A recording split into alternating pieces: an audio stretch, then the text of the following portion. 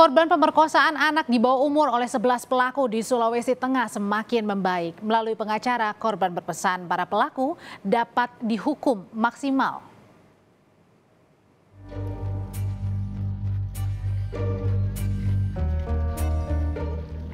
Korban pemerkosaan 11 pelaku menitipkan pesan pada pengacara agar pelaku dihukum maksimal.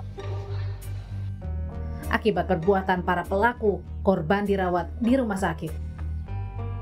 Dia menginginkan semua pelaku menerima ganjaran sesuai perbuatan yang mereka lakukan kepadanya. Kemudian dari orang tua korban menginginkan bahwa proses hukum ditegakkan seadil-adilnya.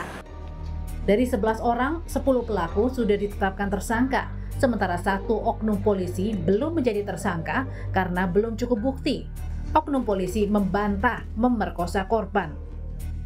Kalau pelaku lain memang senang nongkrong di situ, memang mereka yang biasa nongkrong di bekas rumah adat dimaksud. Tetapi kalau untuk yang anggota Polri, pada awalnya, ya, dari pengakuan korban, justru anggota Polri ini yang membantu korban pada saat HP-nya hilang.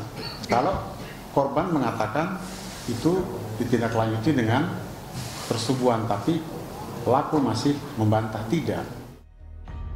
Sementara Komisioner Kompolnas Pungki Indarti bilang, polisi bisa menggunakan Undang-Undang Tindak Pidana Kekerasan Seksual. Seseorang bisa ditetapkan tersangka hanya dengan keterangan korban. Dijerat dengan pasal lain, yaitu pasal Undang-Undang TPKS. Kenapa? Karena dengan Undang-Undang TPKS maka tidak perlu harus berdebat dengan bukti.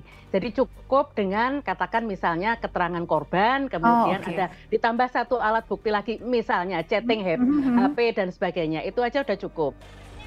Penuntasan kasus hukum remaja korban pemerkosaan di Parigi Motong, Sulawesi Tengah dinanti, termasuk menentukan status hukum oknum polisi yang diduga jadi salah satu pelaku pemerkosaan.